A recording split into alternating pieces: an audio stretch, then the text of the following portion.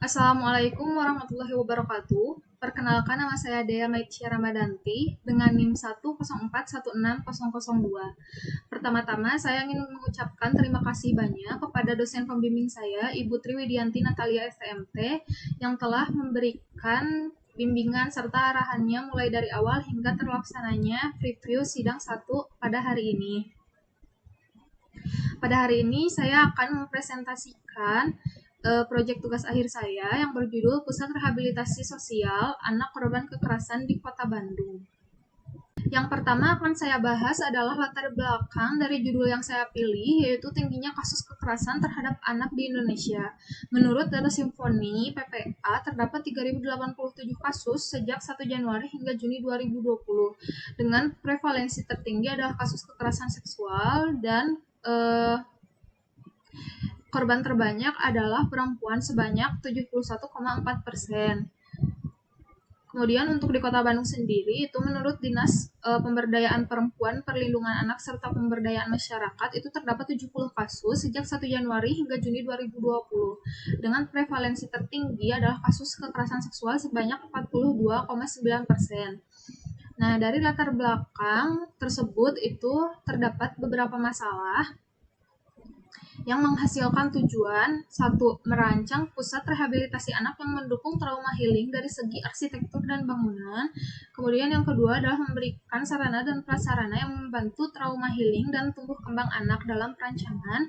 Yang ketiga, menciptakan pusat rehabilitasi yang aman dan menyenangkan dengan konsep healing environment. Kemudian deskripsi umum proyek pusat rehabilitasi sendiri itu dapat disimpulkan sebagai suatu tempat untuk pemulihan keadaan anak yang tujuannya adalah untuk mengembalikan hak-hak anak, baik fungsi sosial, tumbuh berkembang, serta keamanan dan kehidupan bebas dari kekerasan dan diskriminasi. Nah, menurut Pusat Pelayanan Pemberdayaan Perempuan dan Anak, itu terdapat alur penanganan korban kekerasan. Di antaranya anak korban kekerasan baik yang datang sendiri maupun melalui rujukan itu akan diidentifikasi, kemudian diberikan rencana intervensi sesuai dengan kebutuhan korban. Korban yang memerlukan tindakan medis itu akan direhabilitasi di pusat pelayanan kesehatan yang telah memiliki izin khusus. Sedangkan untuk korban yang memerlukan bantuan pelayanan sosial itu akan direhabilitasi di pusat rehabilitasi sosial. Untuk bantuan hukum itu akan dilakukan setelah rehabilitasi anak selesai dikerjakan.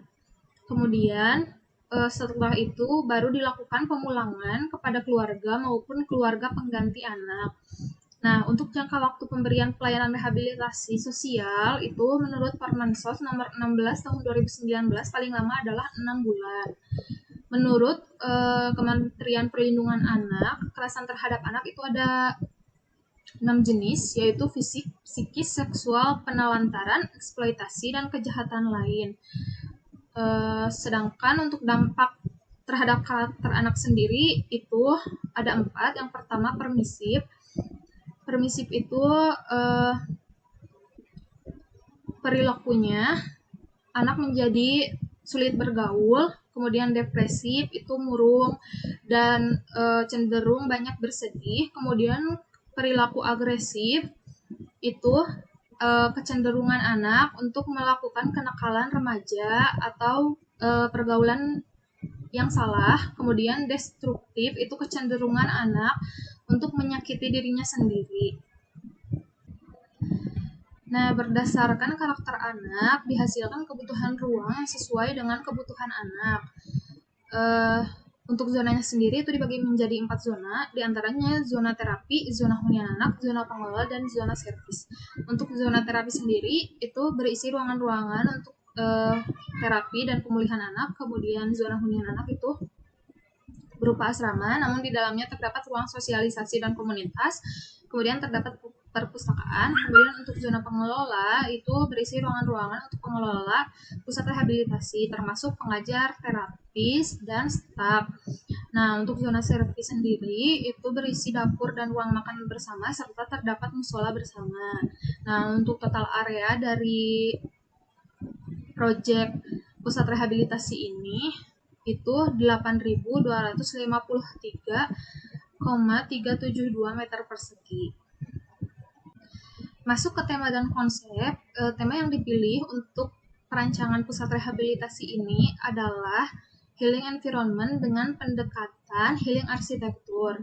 Untuk site yang dipilih itu berlokasi di Kelurahan Sarijadi, Kecamatan Sukasari, Kota Bandung. Nah, lokasi ini dipilih dengan mempertimbangkan aspek pendukung pusat rehabilitasi, diantaranya pusat kesehatan, pusat pendidikan, dan perekonomian, serta fasilitas pendukung lainnya seperti kantor pelayanan perlindungan anak, dan lain-lain. Nah, untuk batasan site-nya sendiri, itu bagian utara adalah pemukiman, kemudian bagian selatan adalah sekolah SD, bagian barat Panti Jompo atau Flat Sarijadi, kemudian untuk bagian timur adalah penginapan. Untuk lokasinya sendiri, dia berada di antara 3 jalan, di api 3 jalan, yaitu Jalan Perintis di bagian utara, Jalan Sariwangi di bagian selatan, dan Jalan Lemah Nendet itu di bagian timur. Nah, site dekat dengan pusat pendidikan, kemudian dekat dengan persimpangan, namun lalu lintasnya tidak padat. Akses menuju site termasuk mudah. Luas site itu 10.000 meter persegi. Untuk lokasinya sendiri, dia berada dekat dengan lingkungan perumahan dengan kepadatan sedang.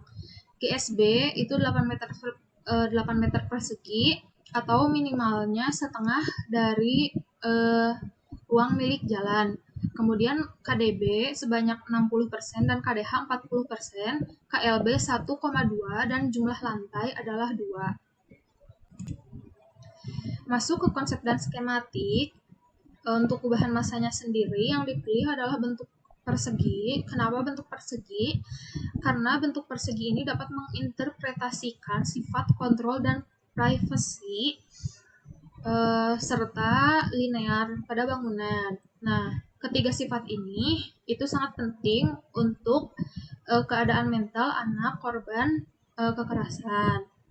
Nah, untuk penempatan bangunannya sendiri, untuk tata letaknya itu diletakkan berdasarkan hierarki kepentingan ruang setiap bangunan. Untuk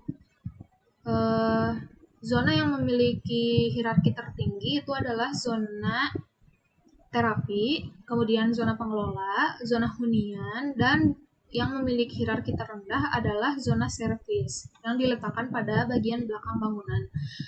Kemudian untuk entrance-nya sendiri dan sirkulasi pada lahan itu terdapat satu entrance pada Jalan Perintis, kemudian exit-nya itu pada Jalan Sariwangi. Nah, hal ini